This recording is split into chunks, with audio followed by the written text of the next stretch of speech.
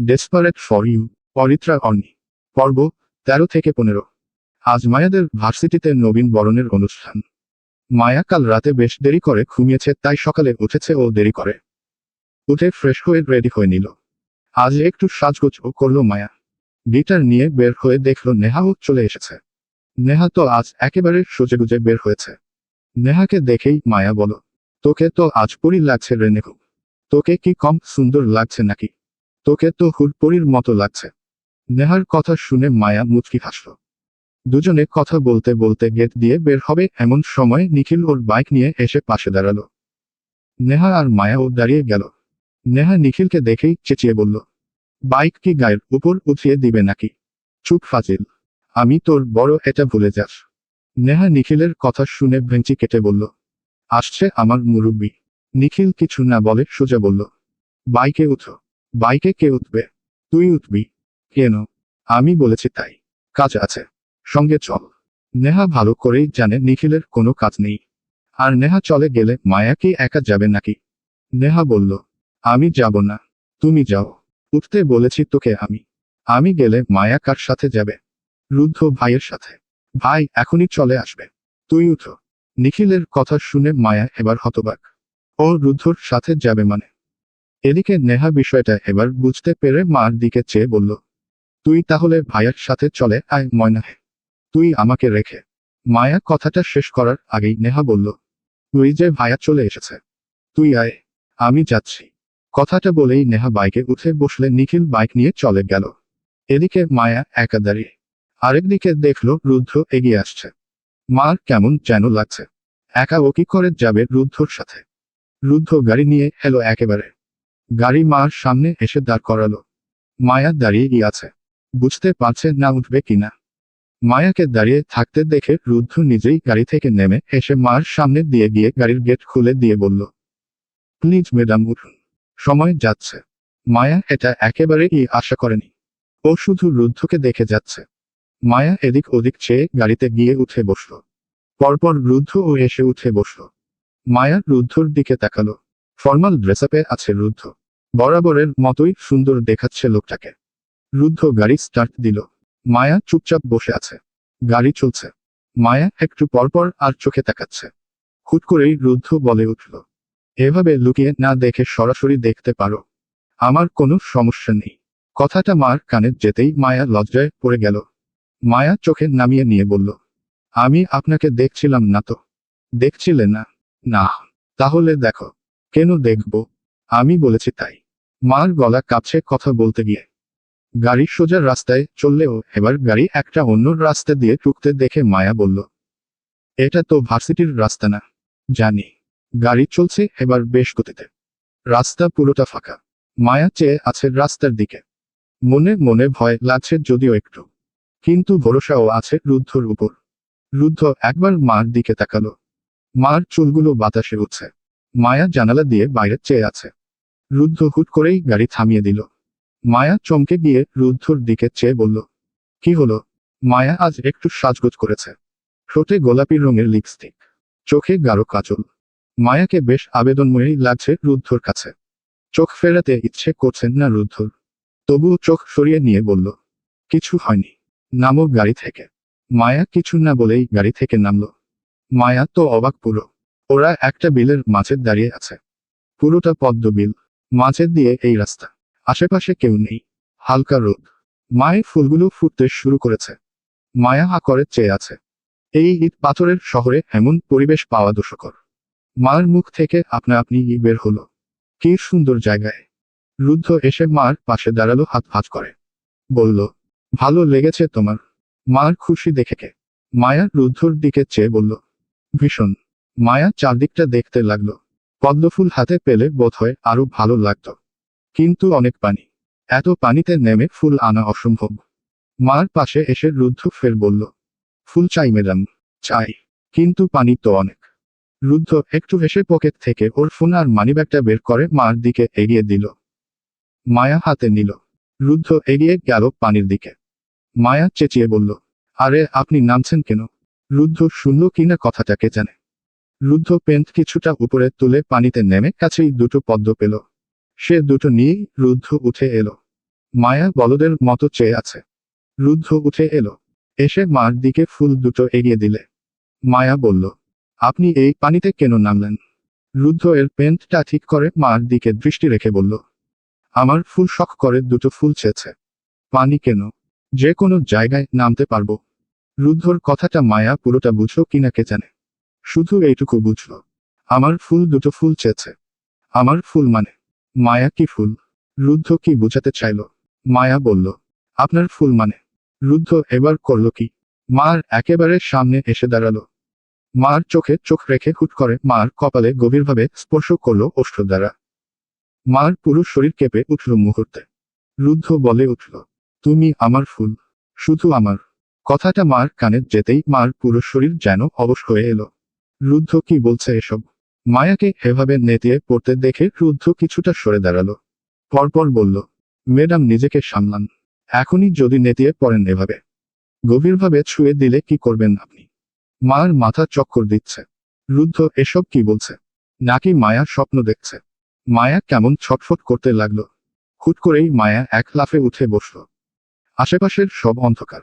মার পুরো শরীর ঘামছে। মায়া জোরে জোরে নিঃশ্বাস ফেলছে। আশেপাশে হাতে নিজের ফোনটা হাতে নিতেই দেখল সকাল 8টা বাজে। তার মানে এসব কিছু স্বপ্ন ছিল। রুদ্ধ ওর স্বপ্নে এসেছিল। ওই চুমু, সব কিছু স্বপ্ন। মায়া মাথায় হাত দিয়ে বসে রইল। এখনো সব চোখে ভাসছ। এত বাস্তব হয় সব কিছু। আজকাল মার কি যেন হয়েছে।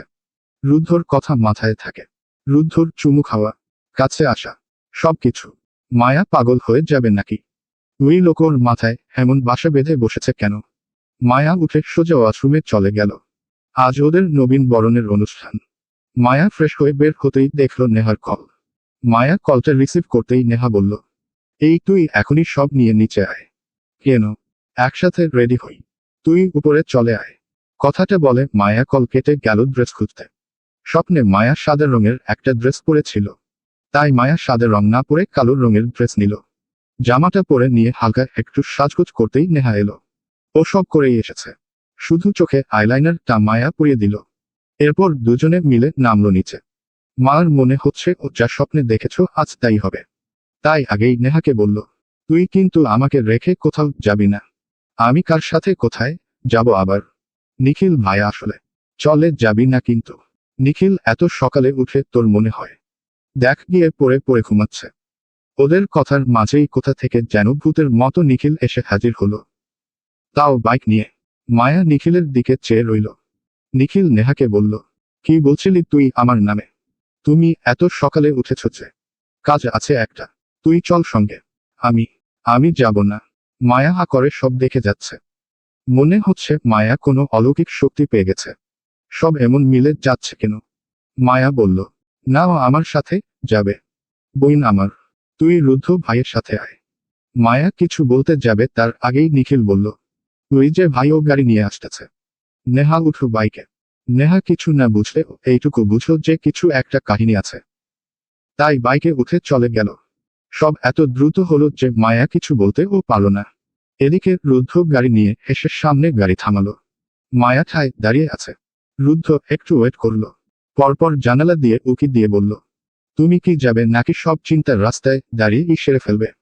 মায়া কিছু না বলে গাড়িতে উঠে বসল। রুদ্ধ বলল, সিট বেল্ট বাঁধো। মায়া রুদ্ধর দিকে আর চোখে তাকালো। এটা দেখার জন্য যে রুদ্ধ কি পড়েছে। কিন্তু দেখল রুদ্ধ সব কালো রঙের পড়েছে। কিন্তু স্বপ্নের রুদ্ধ সাদা ফরমালের ড্রেসে ছিল। রুদ্ধ গাড়ি স্টার্ট দিল। মার মাথা থেকে কিছুতেই ভাবনা যাচ্ছে না। গাড়ি চলতে চলতে হুট করে একটা অন্য রাস্তায় ঢুকল। এবার মায়া হতবাক। আজ কি সেসবই হবে যাও দেখেছে। মায়া চুপ করে বসে আছে। বারবার জানালা দিয়ে তাকাচ্ছে বাইরে, পদ্মফুল দেখার আশায়। কিছু পথ আসার পরই মার চোখে পড়ল শ্রী পদ্মবিল। মায়া এবার আর নিজেকে ধরে রাখতে পারল না। বলে উঠল, পদ্মফুল। এটাই হ্যাঁ এটাই তো। মার কথা শুনে রুদ্ধ গাড়ি থামিয়ে দিল। মার কি হলো রুদ্ধর দিকে চেয়ে বলল, দেখুন এটাই শ্রী পদ্মবিল। দেখুন আপনি। এখানেই তো আপনি আমাকে চুমু। কথাটা বলেই মায়া চোখ বড় বড় করে ফেলল। সঙ্গে সঙ্গে মুখ চেপে ধরল নিজের। কি বলে ফেলছিল সে? এদিকে রুদ্ধ মার দিকে চেয়ে আছে। এই মেয়ে কি বলছিল?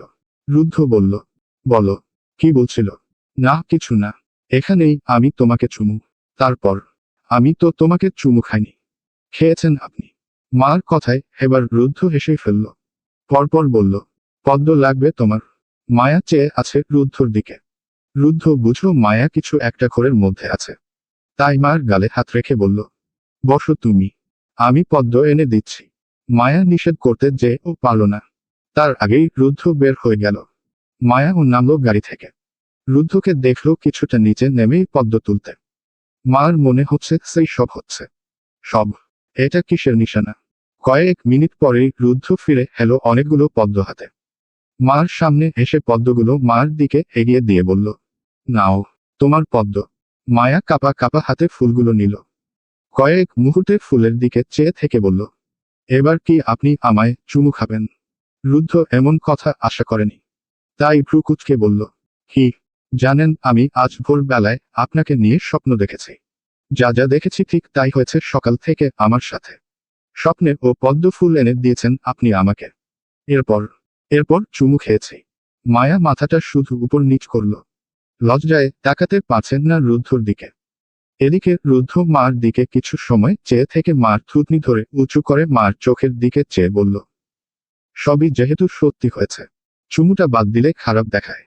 পরপর আবার বলে উঠল, একটা চুমু খাই তোমায়। মায়া এবার রীতিমতো কাঁপতে লাগলো। রুদ্ধ ফের বলল, অনুমতি না দিলে ও চুমু খাবো আমার ফুল। পরপর মার ঠোঁটে ঠোঁট মিলিয়ে দিল রুদ্ধ। মায়া যা আশাই করেনি। রুদ্ধ কয়েক সেকেন্ড এর জন্য ঠোঁটে চুমু খেলেও পরপর আর ছাড়ল না। মায়া ছটফট করতে লাগল। রুদ্ধ মার ঠোঁট ছেড়ে মার গালে হাত রেখে চোখের দিকে চেয়ে বলল, জানতে চাইবে না কোন অধিকারে তোমায় ছুঁয়ে দেই আমি? মার পুরো শরীর থরথর করে কাঁপছে। কথা বলার শক্তি তার আর নেই। মায়াকে এভাবে কাঁপতে দেখে রুদ্ধ মুচকি হাসল। পরপর মায়াকে শক্ত করে নিজের বুকের সাথে জড়িয়ে ধরল। বলতো লাগলো, তুমি আমার ফুল। তুমি শুধু আমার। তোমায় ছোঁয়ার অধিকার ও শুধু আমার। ভয় পেও না বেবি গার্ল। আমি তোমার আমৃত্যুর সঙ্গী হব। তোমার সঙ্গে লেপ্টে থাকব। মায়া রুদ্ধর বুকে মাথা রেখে চুপচাপ কথাগুলো শুনল। আমৃত্যুর সঙ্গী হবে রুদ্ধ মার। তাহলে কি মায়া যা ভেবেছে তাই সত্যি? মায়া রুদ্ধর থেকে কিছু দূরে সরে গিয়ে দাঁড়িয়ে বলল, আপনি কি আমায় ভালোবাসেন রুদ্ধ? কেন এমন করছেন? রুদ্ধ বরাবরের মতো নিশ্চুপ ভঙ্গিতে মার সামনে এসে ওর হাতটা চেপে ধরে গাড়ির দিকে নিয়ে যেতে যেতে বলল, এত সহজ প্রশ্নের উত্তরটাও আজ আমি দিচ্ছি না ফুল। আমি চাই তুমি বুঝে নাও। তুমি ফিল করো যে এই রুদ্ধ ইয়াজিদ চৌধুরী তোমায় কতটা ভালোবাসে। নবীন বরণ অনুষ্ঠানে মার গান গাওয়া হয়নি। মায়া ইচ্ছে করেই এয়াব করেনি। এমনি রুদ্ধ যা করেছে তা মাথা থেকে বের করতে পারছে না মায়া। আবার গান? এত চাপ নেওয়ার মতো না। আর মায়াকে নিয়ে রুদ্ধ পৌঁছেছিল অনেকটা দেরি করে। মায়া বাসায় এসেছে একটু আগে। মায়া সবকিছু ছাড়লে ও রুদ্ধর দেওয়া পদ্মগুলো এক দণ্ড হাত থেকে নামায়নি। বাসায় এসেই আগে পদ্মগুলো একটা টবের মধ্যে পানি দিয়ে রেখে দিল, যাতে ফুলগুলো তাজা থাকে। এরপর মায়া জামাকাপড় নিয়ে গেল শাওয়ার নিতে। সারাদিনের যা হলো। মায়া ওয়াশরুমে ঢুকেই ওর চোখ গেল আয়নার দিকে। সঙ্গে সঙ্গে হাত চলে গেল ঠোঁটের উপর। এই ঠোঁট জোড়া রুদ্ধ আজ নিজের দখলে নিয়ে গিয়েছিল। মার জীবনের প্রথম কোনো পুরুষের স্পর্শ পেয়েছে। মায়া তখন নিজের মধ্যে ছিল না। বোধ শক্তি হারিয়ে ফেলেছিল বোধ হয়। মায়া ভাবল, রুদ্ধ ওকে এভাবে ছুঁয়ে দপায় কেন? আর মায়া বাধাই বা দিতে পারে না কেন? না না, মায়া আর ওই লোকের সামনে যাবে না। পর মুহূর্তে এই মার মনে পড়ল রুদ্ধর বলা কথাগুলো। মায়া না চাইতে ও মুচকি হেসে ফেলল। রুদ্ধ ওর এই জবটা নিয়ে মহাবিরক্ত। টিচার হওয়ার মতো ইচ্ছে রুদ্ধর কখনোই ছিল না। তার সব ধ্যান বিজনেসের দিকে, কিন্তু শুধু মার জন্য রুদ্ধ এই চাকরিতে ফেসে আছে। এমনিই মায়াকে দেখার সুযোগ তার কম। তার মধ্যে সারাদিন অফিস করলে রুদ্ধর ভাগ্য মার চেহারা দেখার সুযোগ হবে না। আর ওই মুখখানা না দেখলে যে রুদ্ধর মনে অস্থিরতা শুরু হয় তা রুদ্ধ কাকে বুঝাবে? নবীন বরণ শেষ হওয়ার পর ও টিচারদের কিছু সময় থাকতে হয়েছে। এটা নিয়ে রুদ্ধ বিরক্ত। মায়াকে নিয়ে বাসায় যেতে পারল না বলে। রুদ্ধ ভার্সিটি থেকে বের হতেই ওর ফোনে একটা কল এলো। রুদ্ধ কলটা রিসিভ করতেই বলল, রুদ্ধ স্যার বলছেন? জি, বলুন। স্যার আপনার লেহেঙ্গার পার্সেল তো নিয়ে এসেছি, কিন্তু কেউ তো রিসিভ করছে না। 5 মিনিট ওয়েট করুন। কথাটা বলেই রুদ্ধ কল কেটে কল করল নেহাকে। নেহা তখন সবে খেতে বসেছে। এমন সময় রুদ্ধর কল দেখে নেহা সঙ্গে সঙ্গে রিসিভ করলো। বলো ভাইয়া, শোন বাইরে একজন ডেলিভারিম্যান দাঁড়িয়ে আছে, দুটো পার্সেল নিয়ে। ওটা রিসিভ করে সোজা মার কাছে চলে যাবি কেমন? নেহা রুদ্ধর কথা শুনে বলল, আমার জন্যও আছে তো, এটা আবার বলতে হয়। এখনই যাচ্ছি। নো টেনশন ভাইয়া, বাকিটা আমি সামলে নিব। নেহা কলটা কেটে খাবার রেখেই সোজা বেরিয়ে গেল। পেছনে থেকে সাহেলা বেগম ডাকলো, নেহা তাও শুনেনি। দৌড়ে যেতে গিয়ে নেহা খেলো এক ধাক্কা। দেখলো সামনে নিখিল খাম্বার মতো দাঁড়িয়ে আছে, মুখখানা কাচুমাচু করে। নেহা বলল, এমন খাম্বার মতো দাঁড়িয়ে আছো কেন? সরো। এমনভাবে ছুটে কই যাচ্ছিস তুই? পার্সেল রিসিভ করতে। কার পার্সেল? কে কি দিয়েছে তোকে? নেহার এবার রাগ লাগছে। নেহা রেগে গিয়ে নিখিলকে ধাক্কা দিয়ে সরিয়ে দিয়ে যেতে যেতে বলল, আমার না ভাইয়ের পার্সেল, মার জন্য। কথাটা শুনে নিখিল শান্ত হলো, তবুও সেখানে থেকে গেল না। নেহা পার্সেলটা রিসিভ করে নিয়ে আসতেই নিখিল বলল, সোজা মার কাছে যাবি, এদিক ওদিক যেন না দেখি। তোমার আমাকে নিয়ে এত সমস্যা কেন?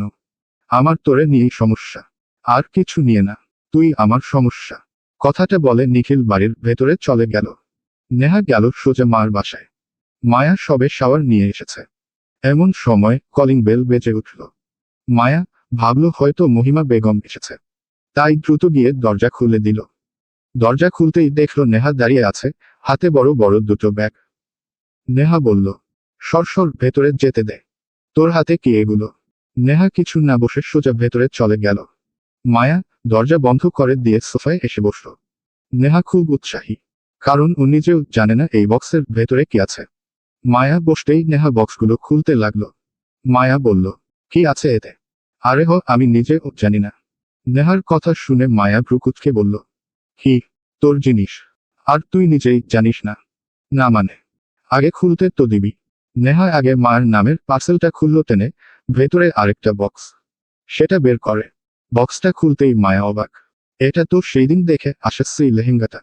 নেহা নিজেই অবাক, কিন্তু মার সামনে সেটা দেখাতেও পারছে না। মায়া বলল, এটা তো সেই লেহেঙ্গা। হ্যাঁ, তোর খুব পছন্দ হয়েছিল না? ওটাতে কি আছে? নেহা এবার আরেকটা বক্স খুলল। সেখানেও একই লেহেঙ্গা।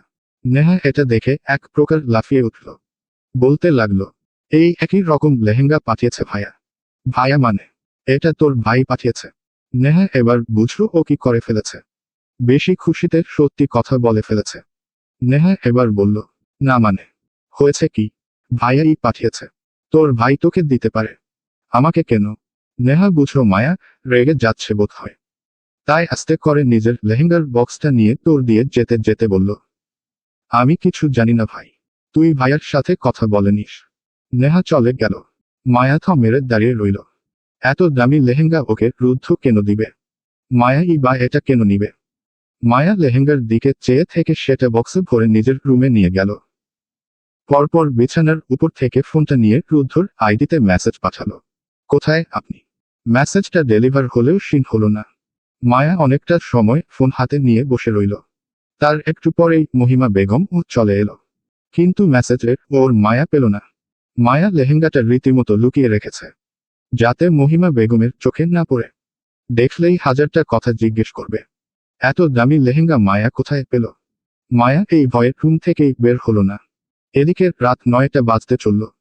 মায়া এবার ঠিক করলো ও নিজে গিয়ে রুদ্ধকে জিজ্ঞেস করবে, আর লেহেঙ্গাটাও গিয়ে ফিরিয়ে দিয়ে আসবে। এতক্ষণে নিশ্চয়ই রুদ্ধ চলে এসেছে। মায়া চুপি চুপি নিজের রুম থেকে বের হলো ফোনটা হাতে নিয়ে।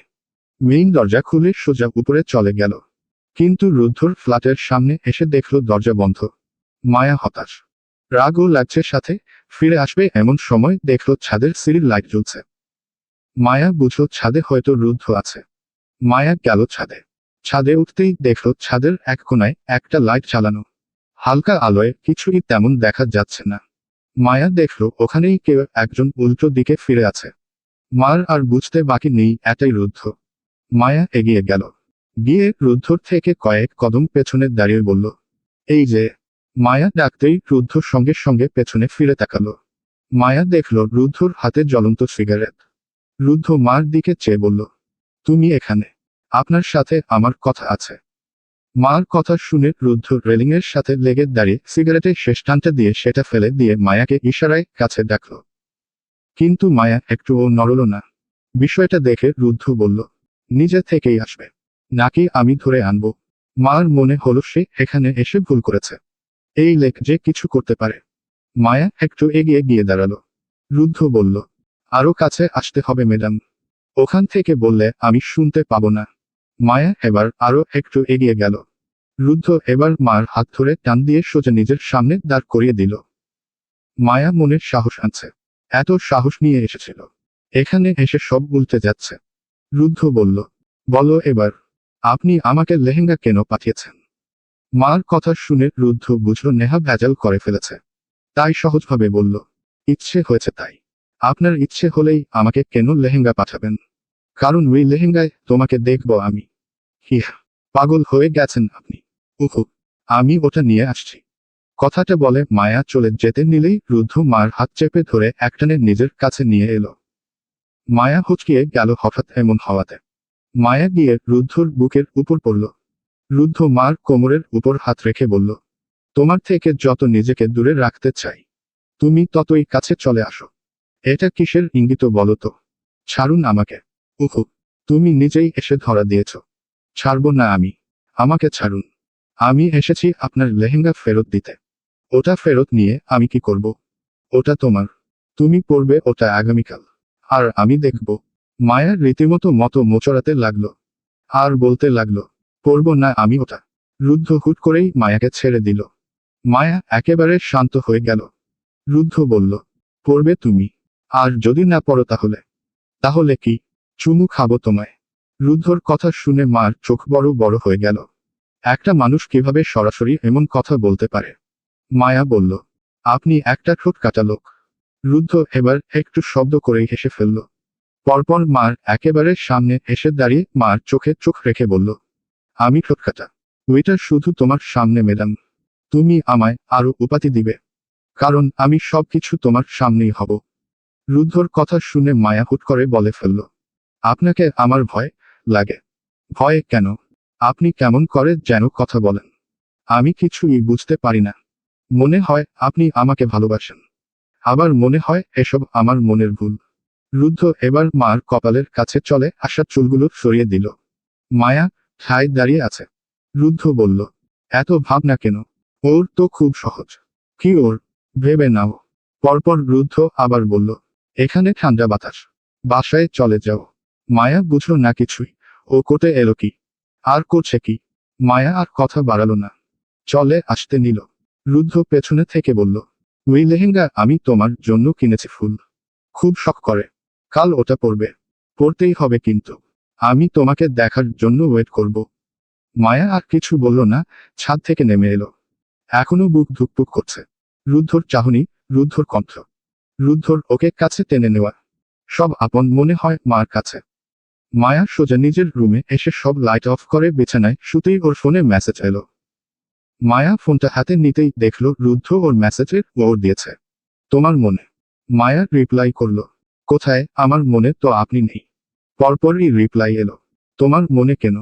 আরো অনেক জায়গায় থাকবো আমি। খুব শীঘ্রই। মেসেজটা দেখে মায়া থমকে গেল। খুব শীঘ্রই মানে? কি বুঝাতে চাইলো রুদ্ধ? রুদ্ধর কথা মায়া খুব একটা বুঝতে পারে না। না রুদ্ধকে মনে হয় লোকরা এলোমেলো কথা বলে। শুধু মার সামনে। মায়া এক মাথা মোটা। কবে যে লোকটা সব কথা মার সামনে এসে বলবে? মায়া যে ছটফট করছে। এইটুকু তো মায়া বুঝে গেছে রুদ্ধ কি বোঝাতে চায়। কিন্তু সরাসরি কেন বলছে না? চাইছে কি লোকটা? আজকে তিশার বাগদানের অনুষ্ঠান। বহু অপেক্ষার পর। অনুষ্ঠান হবে সন্ধ্যায়। কমিউনিটি সেন্টারে। যার যার মতো সবাই ওখানেই চলে যাবে মেহমানরা। তিশা পার্লারে আগেই বুকিং দিয়ে রেখেছিল। তাই ও আগেই চলে গেছে। নেহাও গিয়েছে সঙ্গে। ওর তেমন সময় লাগবে না। শুধু মেকআপ করেই চলে আসবে। বাকিটা বাসায়। মায়াকে নেহা অনেকবার বলার পর ও মায়া যায়নি। শুধু শুধু মুখে একাদা মেকআপ করার কোনো মানে নেই। মায়া নিজেই সাজবে। অনুষ্ঠান যেহেতু সন্ধ্যা থেকে শুরু হবে, তাই চৌধুরী বাড়ির প্রায় সকলেই বিকেলে পৌঁছে গেছে সেখানে। বাড়িতে আপাতত নিখিল ছাড়া কেউ নেই। ও যায়নি। বলেছে পরে যাবে। আর বাকি রুদ্ধ। সে সকালে গিয়ে সবকিছু ঠিক করে দিয়ে এসেছে। এখনো উপরে। নেহা বাড়িতে এলো। সে এখনো ড্রেস পরেনি। শুধু মেকআপ করে চলে এসেছে। বাড়িতে এসেই সদর দরজায় কলিং বেল বাজাতেই দরজা খুলল নিখিল। সেও রেডি হচ্ছিল। দরজা খুলে নেহাকে দেখে চোখ মুখ কুঁচকে বলল, তুই এত সেজেছিস কেন? বিয়ে তোর নাতিশার। কোথায়? এত সেজেছি। খারাপ লাগছে দেখতে। শাকচুন্নির মতো লাগছে। নেহা নাক ফুলালো। নিখিলের দিকে চেয়ে দেখল আজ ফর্মাল ড্রেস পরেছে নিখিল। একেবারে পরিপাটি। তবুও নেহা বলল, তোমাকে কেমন লাগছে যেন? আমি জানি আমাকে অলওয়েজ কিউট লাগে। জি না, তোমাকে পুরো বনমানুষের মতো লাগছে। কথাটা শুনে নিখিল নেহার হাত চেপে ধরল। নেহা সঙ্গে সঙ্গে চেঁচিয়ে উঠল, আহ লাগছে আমার। হাত ছাড়ো। আগে বল আমাকে কিউট লাগছে, তারপর ছাড়বো। ঘোড়ার ডিম লাগছে। এবার নিখিল আরো জোরে নেহার হাত চেপে ধরল। নেহা ছাড়া পেতে তাই বলল, না কিউট লাগছে তোমাকে। সত্যি বলছি, অনেক কিউট লাগছে। নিখিল যেন মহা খুশি। একগাল হেসে বলল, গুড। এভাবে সব সময় আমার কথা মেনে চলবি। পরপর আবার বলল, যা জলদি কর, আমি ভাইয়াকে ডাকতে যাচ্ছি। তুই মায়াকে নিয়ে আয়, ও তোর জন্য অপেক্ষা করছে। কথাটা বলে নিখিল বেরিয়ে গেল। নেহা জানে মায়া ওকে ছাড়া কিছুতেই যাবে না। তাই রুমে ঢুকে আগে লেহেঙ্গার বক্সটা নিয়ে সোজা মায়াদের বাসায় চলে গেল। মায়া তখন পুরোপুরি রেডি। শুধু ভেবে পাচ্ছে না চুলগুলো খোপা করবে নাকি খুলে রাখবে। মায়াকে দেখে নেহা বলল, তুই রেডি? আমি লেট। জলদি কর। নেহাও ঝটপট রেডি হয়ে নিল। মায়া নেহার দিকে ফিরে বলল, দেখ না নেহু, চুলগুলো কি খোপা করব নাকি খুলে রাখবো? নেহা মার দিকে চেয়ে রইল। কি অপূর্ব লাগছে মায়াকে দেখতে। মায়া নিজেই সেজেছে। আর লেহেঙ্গাটা মার শরীরে যেন ফুটে উঠেছে। নেহার মনে হলো একটা পরি দেখছে। ওর ভাইয়ের চয়েসের উপর গর্ব হলো নেহার। তার ভাই পাগল হবে না কেন এই মেয়ের জন্য? নেহা মার দিকে এগিয়ে গিয়ে মার দিকে চেয়ে বলল, মাশা আল্লাহ, তোর দিকে কারো নজর না লাগুক। কি বলছিস এসব? তোকে আমি আমার ভাবি বানিয়েই ছাড়বো আমি, দেখিস। মায়া নেহার কথা চমকে উঠল। আগে এমন হতো না, ইদানিং নোহা মায়াকে ভাইয়ের বউ বানাবে বলেই মার রুদ্ধর কথা মনে পড়ে। মায়া নিজেকে আয়নায় দেখছে আর ভাবছে, লোকটা তাকে জোর খাটিয়ে বলেছিল এই লেহেঙ্গা পরতে, না পরেছে। ওই লোকটা কোথায়? দেখবে না একবার মায়াকে। মায়া আর নেহা কথা বলতে বলতেই নেহার ফোনে নিখিলের কল এলো। নিচে নামতে বলল ওদের। মহিমা বেগম বাড়ি নেই আজ, মার মামা অসুস্থ, তাকেই দেখতে গেছে। মায়া নেহার সাথে বেরিয়ে গেল। নিচে যেতেই দেখলো নিখিল গাড়ি নিয়ে ওয়েট করছে। মায়া ওদের দেখেই বলল, এত লেট হয় তোদের? জলদি উঠো। নেহা গাড়িতে উঠতে উঠতে বলল, ভাইয়া কোথায়? ভাইয়ার কাজ পড়ে গেছে, তাই বাইক নিয়ে আগেই বেরিয়ে গেছে। কথাটা শুনে মার কেন যেন একটু মন খারাপ হলো। লোকটার আবার কোথায় কাজ পড়ল? এত করে বলল অপেক্ষা করবে মায়াকে এই লেহেঙ্গা পরা অবস্থায় দেখার জন্য। মায়া নিজের সাথে কত যুদ্ধ করেছে এই নিয়ে। কিভাবে সাজলে বেশি সুন্দর লাগবে তা নিয়ে ভেবে ওর মাথা খারাপ। আর এই লোক চলে গেছে কাজে। মায়া চুপচাপ বসে রইল। গাড়ি চলছে তার গতিতে। মায়া ফোনটাও আনেনি সাথে করে। এ নেই বাকি করবে। ভাঙা একটা ফোন। নেহার আইফোন আছে, সেটা দিয়েই ছবি উঠাতে পারবে। আর ফোন এনে কাজ কি? কমিউনিটি সেন্টারে পৌঁছাতে সবার থেকে লেট হলো মায়াদের। এর মাঝে যে কতবার নিখিলের কাছে কল এসেছে তা শুধু নিখিলই জানে। নিখিল আর নেহার বুঝতে বাকি নেই কিছু যে তাদের ভাই পাগল হয়ে গেছে। কমিউনিটি সেন্টারে পৌঁছাতেই সবাই মায়া আর নেহার দিকে চেয়ে রইল। ওরা যে ম্যাচিং করে ড্রেস পরবে এটা কেউ জানতো না। কিন্তু ওরা কি করবে বলবে যে এটা ওরা নিজেরাও জানতো না। নেহা আর মায়াকে দেখে সবাই চেয়ে আছে। এখানে প্রায় 2 পরিবারের মানুষ আছে। কিন্তু মার চোখ শুধু এদিক ওদিক, কোথাও রুদ্ধর ছায়া নেই। ওদের দেখে সাহেলা বেগম এগিয়ে এসে বলল, তোরা বুঝি এই জন্য লেট এত? কি সুন্দর লাগছে তোদের দুজনকে। মায়া আর নেহা খুশি হয়ে গেল। পুরো সেন্টারে তখন মানুষ আর মানুষ। সবার সাথে দেখা হলো। এর মধ্যে মারিয়ার সাথে দেখা হলো। মারিয়া বোধহয় পার্লার থেকে সেজেছে। একদম ধবধবে সাদা হয়ে আছে মুখটা। মারিয়া মায়াকে দেখে অখুশি সেটা ওর মুখ দেখেই বোঝা যাচ্ছে। মায়া ওকে পাশ কাটিয়ে গিয়ে নেহার পাশে গিয়ে বসল। নেহা একদিকে চেয়ে আছে। মায়া বলল, ওইদিকে কি দেখিস? নিখিলকে দেখ। এসেই লাবিবার সাথে ঢলাঢলি শুরু করে দিয়েছে। নেহা যেন রাগে ফুঁসছে। নিখিল লাবিবার সাথে খুব হেসে হেসে কথা বলছে। মায়া নেহার কাণ্ড দেখে হাসল একটু। একটু পরপর ওয়েটার এসে এটা ওটা দিয়ে যাচ্ছে। মায়া একটু শরবত নিয়ে বসল। মনে মনে শুধু রুদ্ধকে খুঁজে যাচ্ছে। ঠিক তখনই দেখল রুদ্ধ আসিফ ওদের সাথে এদিকেই হেঁটে আসছে। রুদ্ধ আজ পুরো কমপ্লিট স্যুট পরে আছে। নিখিল ওদের সাথে ম্যাচিং একেবারে। রুদ্ধকে বরাবরের মতোই সুন্দর দেখাচ্ছে। মায়া চেয়ে আছে। এদিকে রুদ্ধর ও নজর সোজা মার দিকে পড়ল। দুজনেই চোখাচোখি হতেই মায়া চোখ নামিয়ে নিল। এদিকে রুদ্ধকে নিয়ে ওর বন্ধুরা মজা শুরু করে দিল। রুদ্ধ মার পাশ দিয়ে এসে দাঁড়ালো। নেহাকে বলল, খেয়েছিস তোরা? না, এলামই তোমায়। ওয়েট করবি, একসাথে খাবো। ওকে। কথাটা বলে রুদ্ধ চলে গেল সামনে। মায়া একটু হতাশ হলো। ভেবেছিল রুদ্ধ ওকে কিছু বলবে, কিন্তু বলল এসে আসিফ, তোমাদের দুজনকে তো খুব সুন্দর লাগছে। নেহা আসিফের অপেক্ষায় ছিল, জানতো আসিফ আসবে। আসিফ নেহার দিকে চেয়ে মুচকি হাসল, পরপর চলে গেল ওখান থেকে। নেহা এই হাসির প্রেমেই পড়েছিল। আজ ওপরে আছে প্রেমে, এক পাক্ষিক প্রেম। বাগদানের অনুষ্ঠান শুরু হয়েছে। রিং বদল হলো তিশা আর নীরবের। মায়া পুরোটা সময় চুপ করেই বসে রইল। কে ওকে দেখছে নাকি করছে মায়া কিছুই জানে না। রিং বদলের পরপরই শুরু হলো পিকচার তোলার পালা। যে যেভাবে পারছে নতুন কাপলের সাথে ছবি তুলছে। নেহা টেনে নিয়ে গেল মায়াকে। আসিফের হাতে ফোন দিল নেহা ছবি তোলার জন্য। নিখিলও সেখানে দাঁড়িয়ে। বিষয়টা নিখিলের নজর এড়ালো না। আসিফ কয়েকটা ছবি তোলার পরেই নিখিল বলল, কি ছবি তুলেন ভাই? নেহার জীবনে ওয়ে ছবি পছন্দ হবে না। দেন আমাকে, আমি তুলে দেই। আসিফ এটাই চাইছিল। সে নেহার থেকে বরাবরই এই ডিস্টেন্স রেখেছে। আসিফ নিখিলের হাতে ফোন দিয়ে দিল। তখন সেখানে এলো রুদ্ধ। রুদ্ধ আসতেই মার সব বদলে গেল। এতটা সময় কি সুন্দর ছিল, কিন্তু এখন ছবি তোলার জন্য পোজ দিতে ও লজ্জা লাগছে মার। এর মধ্যে আবার নেহার রুদ্ধকে ডাকল ছবি তোলার জন্য। রুদ্ধ অমত করল না, গিয়ে দাঁড়িয়ে পড়ল নেহার পাশে। মায়া ওদের ভাই বোনের মধ্যে কি করবে তাই সরে যেতে চাইলে ও নেহা যেতে দিল না। রুদ্ধ এবার আসিফকে ডেকে বলল, নিখিল এখানে আসুক, তুই ছবি তুলে দে তো। নিখিল আসিফের হাতে ফোন দিল। এরপর গিয়ে দাঁড়ালো মার পাশে, কিন্তু পরপরই বলল, ভাই তুমি এখানে দাঁড়াও, আমি ওখানে দাঁড়াই। নিখিল গিয়ে দাঁড়ালো নেহার পাশে, আর রুদ্ধ মার পাশে। রুদ্ধ একেবারে মার সঙ্গে লেগে দাঁড়ালো। মার পিঠ রুদ্ধর বুকে ঠেকেছে বারবার। রুদ্ধ কিছুটা কাছে এসে মার কানের কাছে মুখ আনল। মায়া রুদ্ধর গরম নিঃশ্বাস ফিল করতে পারছে পুরোপুরি। রুদ্ধ ফিসফিস করে মার কানে বলল, অপরূপা লাগছে তোমাকে ফুল, একেবারে সদ্য ফুটন্ত ফুল। কথাটা কানে যেতেই মায়া পেছনে ফিরে রুদ্ধর দিকে তাকালো।